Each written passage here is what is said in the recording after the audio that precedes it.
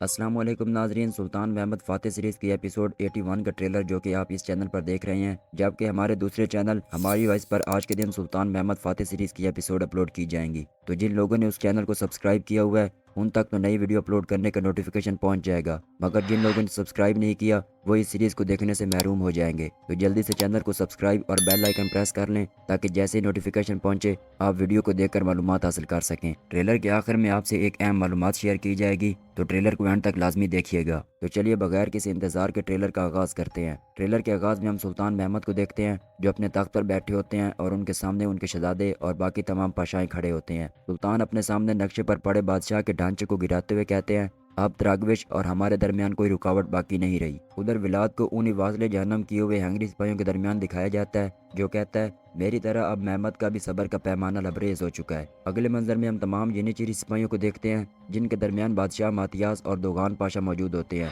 دوغان پاشا اور بادشاہ ماتیاس جو کہ سلطان کے خیمے کی جانب بڑھ رہے ہوتے ہیں۔ ماتیاس جیسے ہی خیمے کے اندر داخل ہوتا ہے ہم دیکھتے ہیں کہ سلطان کی بجائے محمود پاشا ان کے سامنے کھڑے ہوتے ہیں اور بادشاہ ماتیاس ان سے مخاطب ہو کر کہتا ہے، میں افلاک کی مہم میں آپ کے مد مقابل تو نہیں ہوں گا، لیکن میں آپ کو ہنگری کی مہم کا مشورہ ہرگز نہیں دوں گا پاشا۔ اس پر محمود پاشا اپنے چہرے پر ذرا بھی تبدیلی لائے بغیر اس سے پوچھتے ہیں اس کی وجہ۔ جواباً ماتیاس کہتا ہے، محمود پاشا، جو لوگ صرف ایک ہی منصوبے کے سارے سفر پر نکلتے ہیں وہ رستے میں ہی بھٹک جاتے ہیں۔ یہ سنتے ہوئے محمود پاشا بغیر کسی خوف سے اس سے کہتے ہیں، آپ تم بالکل اکیلے رہ چکے ہو۔ ماتیاس یہ کہتے ساتھ خیمے سے باہر چلتے ہوئے دکھائی دیتا ہے۔ اس کے بعد ہم ینیچری سپاہیوں کو دیکھتے ہیں جو ایک شخص کو قدموں کے بل بٹھائے ہوئے ہوتے ہیں۔ اسی دوران سلطان محمد اور محمود پاشا بھی وہاں پر پہنچتے ہیں۔ سلطان اس قدموں کے بل بیٹھے ہوئے شخص سے مخاطب ہو کر کہتے ہیں، مجھے کوئی ایسی بات بتاؤ جس سے تم میرے انصاف کے ترازو میں تولے جانے سے بچ جاؤ۔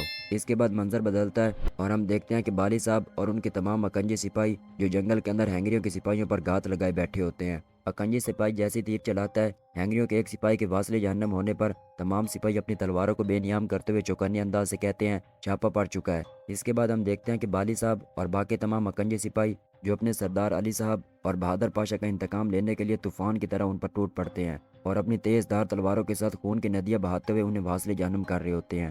اسی دوران شامل صاحب اپنی تلوار کو فضا میں بلند کرتے ہوئے تکبیر اللہ اکبر کا نعرہ بلند کرتے ہیں۔ ادھر ولاد کو دکھایا جاتا ہے جو اپنے ہاتھ میں ملکہ کیترینہ کا تاج پکڑے بیٹھا ہوتا ہے، جس سے یہ صاف ظاہر ہو رہا ہے کہ کیترینہ کی بھی موت واقع ہو چکی ہے۔ ادھر سلطان اپنے خیمے میں موجود تمام پاشاؤں سے مخاطب ہو کر کہتے ہیں، اب ولاد وہ نہیں رہا جسے ہم جانتے تھے، وہ اب ایک کونے میں دھکیلے گئے پاگل کتے کی طرح ہو چکا ہے۔ دوبارہ ولاد کو دکھایا جاتا ہے جو کنجی سپاہیوں کے لباس میں ملبوس اپنے سپاہیوں کے درمیان کھڑے ہوتے ہوئے ان سے کہتا ہے، ہم محمد کی قرارگاہ میں داخل ہوں گے، بالکل اس کے قلب میں۔ آج کی رات عثمانیوں کے زوال کی رات ہوگی۔ جب صبح دوبارہ سورج طلوع ہوگا تو سلطنت عثمانیہ ایک نئے دور انتشار میں بیدار ہوگی۔ اور اسی پر ٹریلر کا بھی اختتام ہوتا ہے۔ ناظرین، آپ نے ٹریلر کے اندر دیکھا کہ ولاد سلطان کے لیے ایک نیا جنگ کا منصوبہ تیار کر رہا ہے۔ اسی کے ساتھ آپ نے ایک اور منظر بھی دیکھا جہاں سلطان کے سامنے ایک سپاہی قدموں کے بل بیٹھا ہوا تھا اور سلطان نے اس سے ایک اہم معلومات بتانے کو کہا تھا۔ وہ شخص کون ہو سکتا ہے اور کیا وہ معلومات ولاد کے سلطان محمد پر حملہ کرنے والی ہو سکتی ہے یا نہیں؟